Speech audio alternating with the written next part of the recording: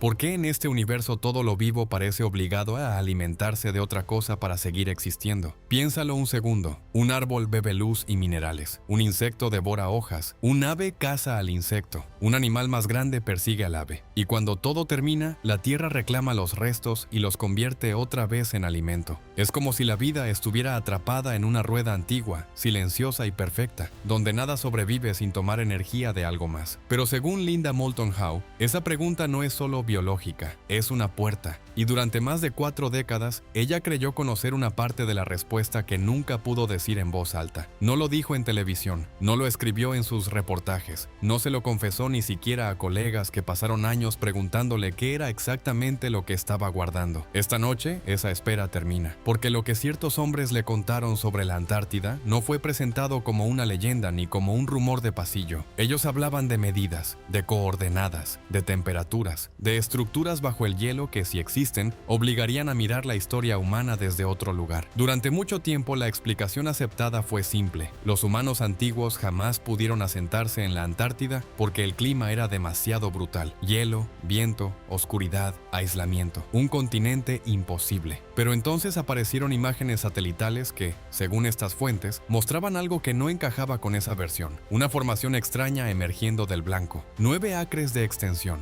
80 pies de altura, una geometría demasiado exacta para atribuirla al azar. Y eso era solo el comienzo. Hablaban de una temperatura que no debería existir en ese lugar del planeta, de símbolos grabados en piedra que no pertenecían a ningún alfabeto humano conocido, de una entrada cortada directamente en el hielo con una forma que la naturaleza no suele producir, una abertura demasiado limpia, demasiado precisa, demasiado intencional. Linda decidió hablar ahora, según esta versión, porque los hombres que afirmaron haber estado allí están envejeciendo. Algunos ya murieron, otros sienten que el tiempo se les acaba, y ella cree que antes de que esas voces desaparezcan, alguien debe dejar el relato completo sobre la mesa. Pero antes de entender qué afirma haber descubierto, hay que entender quién es ella, porque Linda Moulton Howe no empezó como una creadora de videos buscando atención. Construyó su carrera lentamente, investigando agua contaminada, filtraciones radiactivas y amenazas de salud pública que muchos preferían ignorar. Recorría pueblos pequeños donde nadie escuchaba a la gente común. Se sentaba en cocinas humildes frente a familias cansadas de llamar a oficinas gubernamentales sin recibir respuestas. Escuchaba durante horas, tomaba notas, verificaba datos y seguía adelante incluso cuando nadie más quería tocar ciertos temas. En 1981, ese trabajo le dio un Emmy regional gracias a un documental llamado A Strange Harvest, centrado en las misteriosas mutilaciones de ganado en Colorado. Los rancheros encontraban animales drenados de sangre, abiertos de formas extrañas y abandonados sin señales de ataque de depredadores. La mayoría de periodistas se acercaban al tema buscando morbo. Linda hizo algo distinto. Escuchó a los testigos, revisó informes veterinarios y presentó todo con un tono frío y controlado, sin exageraciones. Y fue precisamente después de ese documental cuando comenzó a ocurrir algo extraño. Nuevas personas empezaron a buscarla. No eran curiosos cualquiera, eran exmilitares, ingenieros, antiguos miembros de inteligencia, pilotos, contratistas, personas acostumbradas al silencio, hombres que todavía tenían autorizaciones de seguridad activas y juramentos que no estaban dispuestos a romper completamente. Y aquí aparece la parte que casi nadie menciona. El precio fue real. A medida que Linda se alejaba de temas convencionales y comenzaba a investigar asuntos relacionados con espacio aéreo restringido, operaciones clasificadas y lugares donde no debía mirar, las invitaciones desaparecieron. Las cadenas dejaron de llamarla. Viejos colegas dejaron de responder mensajes. Poco a poco fue quedando fuera de ciertos círculos profesionales, pero siguió adelante porque había entendido algo que, según ella, muchos periodistas nunca llegan a comprender. La verdad no. Necesita permiso para existir. Sin embargo, mientras acumulaba información, empezó a repetir la misma frase una y otra vez en entrevistas públicas. Hay cosas que todavía no puedo contar. No porque no tuviera pruebas suficientes, no porque la historia estuviera incompleta, sino porque muchas de sus fuentes seguían vivas, seguían bajo contratos de confidencialidad y seguían aterradas por las posibles consecuencias para ellos y sus familias. Y entre todos los lugares mencionados por esas fuentes, había uno que aparecía constantemente en sus notas. Un lugar que rodeaba con círculos, subrayaba y evitaba describir por completo. No era Nevada, no era Colorado, era la Antártida. Cuanto más escuchaba sobre lo que supuestamente existía bajo ese hielo, más entendía por qué nadie quería que esa información saliera a la luz. Porque, según estos testimonios, la verdadera Antártida no es la imagen turística de pingüinos caminando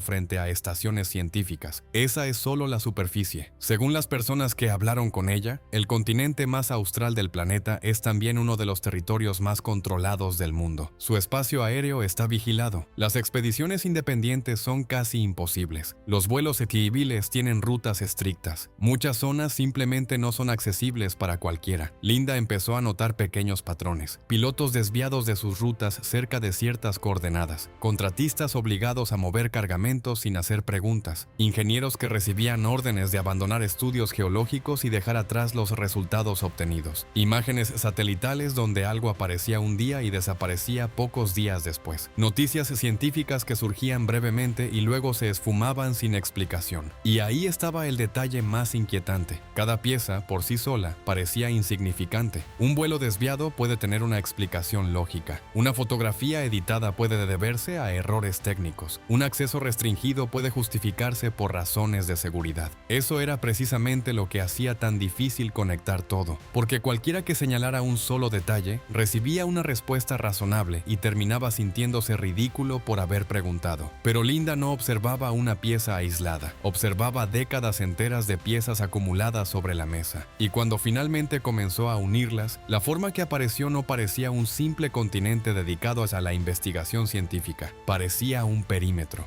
Un perímetro protegido cuidadosamente para impedir que alguien viera lo que había dentro. Con el tiempo, Linda notó otro patrón todavía más extraño. Algunos descubrimientos aparecían brevemente en revistas científicas o pequeños artículos de prensa y luego desaparecían del debate público sin ser desmentidos oficialmente. No eran corregidos, no eran explicados, simplemente dejaban de mencionarse. Una anomalía térmica bajo el hielo, una lectura magnética imposible, una estructura detectada por radar. Cada noticia recibía apenas unas líneas y después caía en silencio, como si alguien invisible hubiera decidido que el tema debía morir lentamente. Linda guardó todos esos recortes, décadas enteras de pequeñas piezas aparentemente desconectadas, y entonces las fuentes empezaron a describir lo que supuestamente existía dentro de ese perímetro. Usaban términos que ella jamás había encontrado en documentos oficiales ni en manuales científicos. Hablaban de una abertura octagonal tallada directamente en el hielo, 8 lados perfectos,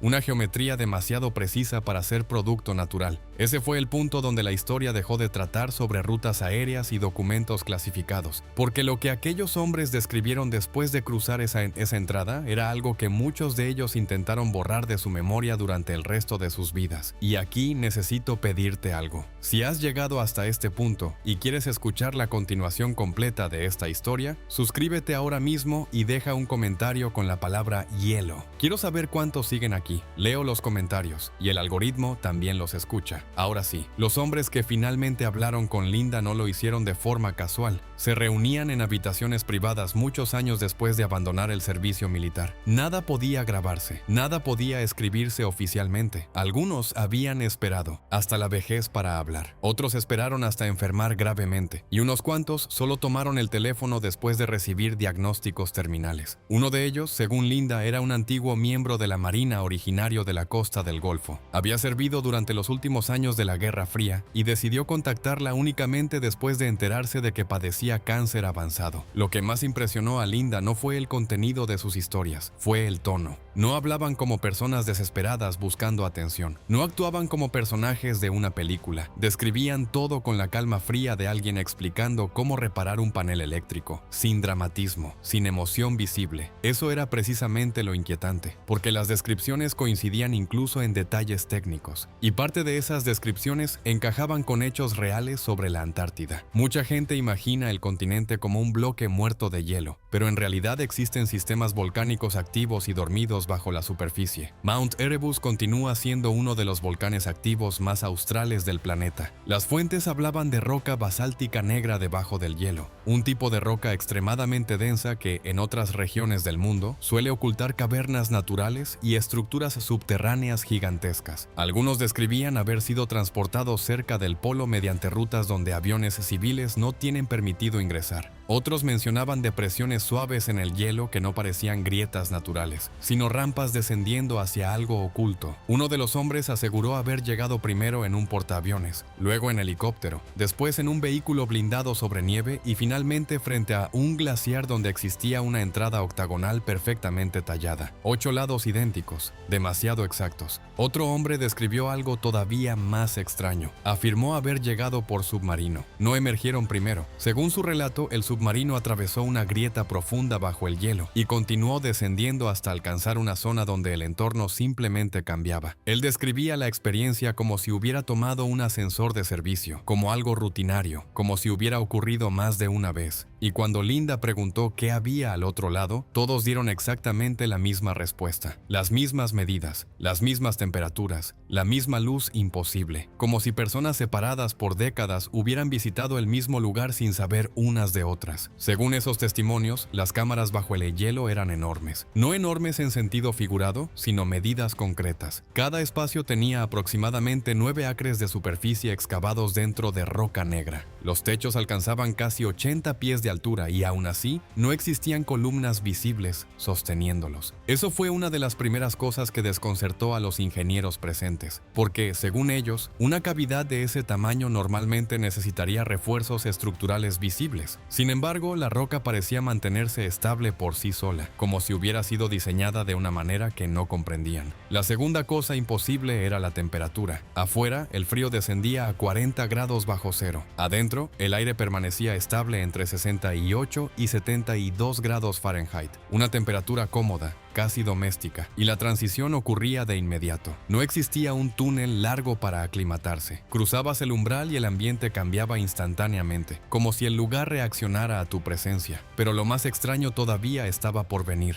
La luz. No había lámparas, no había focos, no había cables ni dispositivos visibles. Aún así, las cámaras estaban completamente iluminadas, sin sombras en las esquinas, sin puntos oscuros. Algunos hombres afirmaban que la iluminación parecía moverse junto a ellos mientras caminaban, no como una linterna, más bien como si la propia habitación estuviera consciente de dónde se encontraban. Y luego estaban los símbolos. Las paredes estaban cubiertas de grabados tallados exactamente a 7 centímetros de profundidad sobre superficies que se elevaban decenas de pies. Cada línea tenía la misma precisión, la misma profundidad, la misma limpieza perfecta. Especialistas llamados para observar esas marcas afirmaron que ciertos símbolos recordaban vagamente a escrituras mayas y egipcias, pero no coincidían realmente con ninguna de ellas. No parecían un dialecto perdido ni una versión deformada de algo conocido. Parecían un sistema completamente distinto. Y lo que realmente desconcertó a los expertos no fue el idioma, fue la forma en que las marcas estaban hechas. No existían señales de herramientas, ni arañazos, ni golpes de cincel, ni marcas de perforación. Los cortes eran tan suaves y uniformes que algunos llegaron a compararlos con programación más que con tallado físico. Uno de los especialistas, según las fuentes, dijo que producir algo así requeriría alterar la roca a nivel molecular, como escribir código directamente sobre piedra. Otro experto, después de observar una fotografía que posteriormente le obligaron a devolver, guardó silencio absoluto y pidió salir de la habitación inmediatamente.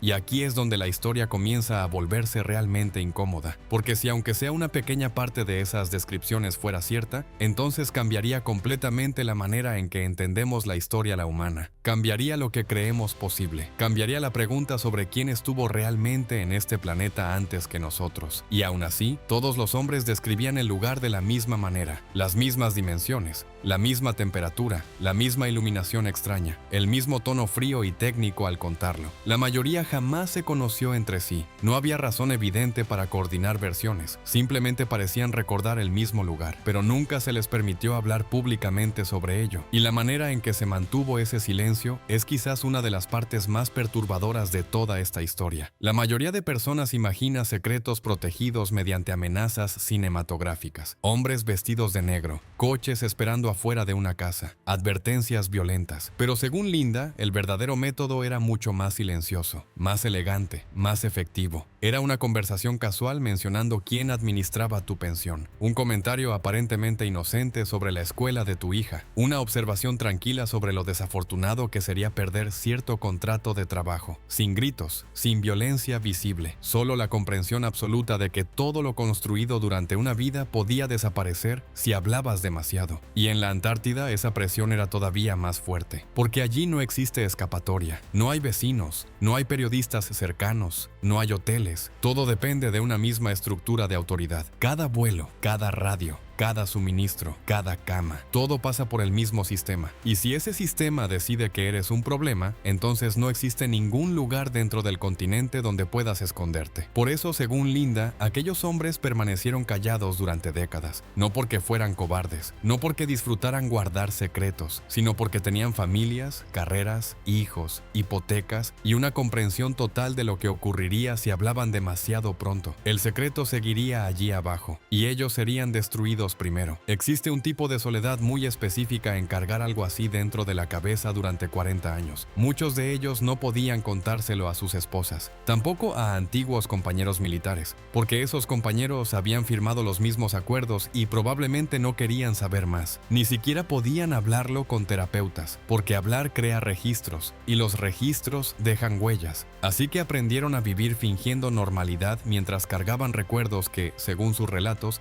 jamás lograron olvidar por completo. Algunos comenzaron a hablar únicamente después de jubilarse, otros después de recibir diagnósticos médicos graves, otros cuando sus hijos crecieron y abandonaron casa, otros después de perder a sus parejas. Poco a poco, el miedo a morir con el secreto guardado empezó a superar el miedo a las consecuencias, y uno por uno buscaron a la única periodista en quien confiaban para escuchar sin convertirlo todo en espectáculo. Linda tomó notas de cada conversación, archivó detalles, comparó fechas, y luego hizo algo extremadamente difícil para cualquier periodista. Esperó porque comprendía que ciertas historias, si aparecen demasiado pronto, no son investigadas, son ridiculizadas. Y una vez que una historia se convierte en objeto de burla pública, puede desaparecer enterrada durante otra generación completa. Esperó porque muchas de sus fuentes seguían vivas y todavía podían perderlo todo. Esperó porque creía que proteger la historia también significaba proteger a quienes la habían contado. Con los años, empezó a repetir una idea constantemente, que el trabajo de un periodista no siempre consiste en publicar inmediatamente.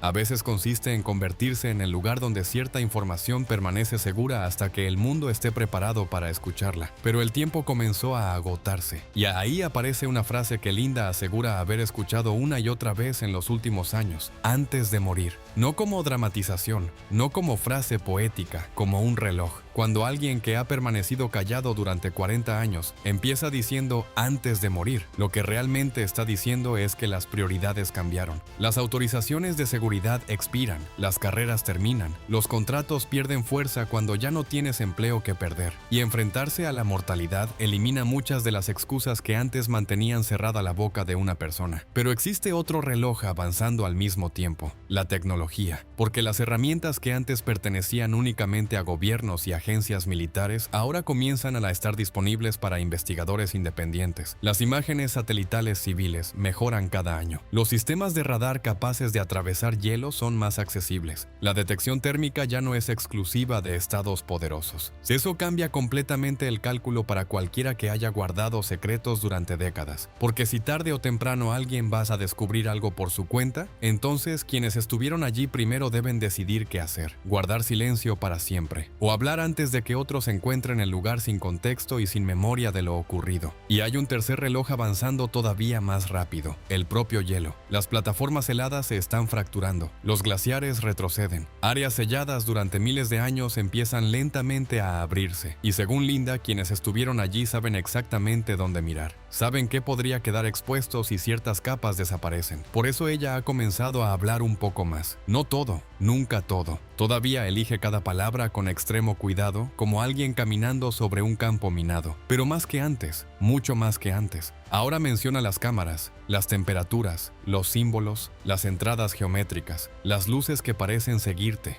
el submarino que iba hacia otro lugar. Está dejando todo registrado mientras todavía vive para contarlo. Porque, según ella, tarde o temprano el hielo terminará revelando lo que oculta. Pero aquí aparece la pregunta más difícil de todas. Si todo esto fuera real, ¿por qué todavía no existe una prueba definitiva? Porque, honestamente, muchas de las cosas descritas deberían poder verificarse. Una cavidad gigantesca bajo el hielo tendría que aparecer en estudios de radar. Un espacio cálido en medio de temperaturas extremas debería producir anomalías térmicas visibles desde satélites. Una entrada octagonal excavada en un glaciar debería poder fotografiarse desde el aire. No se necesita fe para comprobar algo así. Se necesitan datos, y ahí es donde esta historia se vuelve incómoda incluso para quienes quieren creer, porque no existe una imagen pública concluyente, no existe un informe desclasificado confirmándolo, no existen muestras verificadas de roca con esos grabados imposibles, no hay documentos oficiales reconocidos internacionalmente, y Linda misma admite indirectamente esa ausencia. Eso importa, porque la ausencia de pruebas no equivale automáticamente a prueba de ocultamiento, y cualquier historia que no pueda verificarse sigue siendo, por definición, una historia no confirmada. Pero luego aparece la otra cara del argumento. La historia demuestra que gobiernos sí han ocultado proyectos físicos gigantescos antes. El proyecto Manhattan permaneció secreto durante años. Los primeros aviones furtivos fueron desarrollados en silencio. Los satélites espía existieron mucho antes de que el público supiera de ellos. Todos esos programas dejaron rastros físicos que parecían imposibles de ocultar. Y aún así fueron ocultados. ¿Por qué? Porque quienes manejaban esos proyectos entendían algo fundamental sobre el poder y el secreto. No niegas la existencia de algo, clasificas la información. Después clasificas la existencia de esa clasificación. Y luego esperas suficiente tiempo hasta que quienes conocen la verdad desaparezcan o pierdan credibilidad. Durante la Guerra Fría, la Antártida fue un lugar donde investigación científica y operaciones militares coexistieron mucho más cerca de lo que el público imagina. Eso sí está documentado históricamente. Por eso, para algunas personas, preguntarse si algo más pudo haber ocurrido allí no parece completamente absurdo. Pero una pregunta razonable sigue sin convertir automáticamente una historia en verdad. Y eso es importante decirlo claramente, porque el relato de Linda no demuestra que las cámaras existan, no demuestra que los símbolos sean reales, no demuestra que exista una civilización perdida bajo el hielo. Lo único que realmente establece es un patrón de testimonios similares provenientes de personas distintas durante muchos años, personas que aparentemente no ganaban nada hablando. Algunas incluso murieron antes de que sus versiones fueran publicadas, pidiéndole a Linda que esperara hasta después de su muerte para compartir ciertos detalles. Eso no prueba nada de manera definitiva, pero tampoco significa absolutamente nada. Simplemente deja la puerta entreabierta, y mientras esa puerta permanezca abierta, la imaginación humana seguirá entrando, porque hay algo poderoso en la idea de que el mundo todavía guarda secretos enormes bajo lugares donde casi nadie puede mirar. Y si existe un sitio perfecto para ocultar algo durante siglos, probablemente sea la Antártida, el entorno más frío, más aislado, más hostil, un continente que entierra, aplasta y borra huellas constantemente. El hielo se mueve, cubre estructuras, destruye expediciones, hace desaparecer rastros, sobrevive a cualquiera que intente dominarlo. Por eso Linda afirma que hizo lo único que aún podía hacer: dejar el registro completo preparado para el futuro, para que, si algún día alguien encuentra el lugar correcto, las coordenadas correctas o las estructuras correctas, exista un archivo previo diciendo que ciertas personas hablaron de ello mucho antes, con medidas, con temperaturas, con detalles específicos, con testimonios recogidos durante más de 40 años. Ella decidió liberar esa información ahora porque las personas que vivieron esas experiencias están desapareciendo poco a poco, y porque, según su visión, el hielo no permanecerá cerrado para siempre. Algún día algo quedará expuesto. La única incógnita es quién contará la historia vía primero, si serán las personas que guardaron silencio durante décadas, o si dentro de 10 años aparecerá un titular mundial diciendo que alguien acaba de descubrir algo que otros intentaron revelar mucho antes. Y ahora quiero saber qué piensas tú. ¿Crees que realmente existe algo oculto bajo el hielo? ¿O piensas que todo esto es simplemente una combinación de rumores, coincidencias y miedo? Déjalo en los comentarios. Los leo todos. Y si te gustan este tipo de historias, suscríbete ahora mismo porque la próxima investigación entra todavía más profundo en cosas que, según algunos, nunca debieron hacerse públicas. Haz clic y nos vemos al otro lado.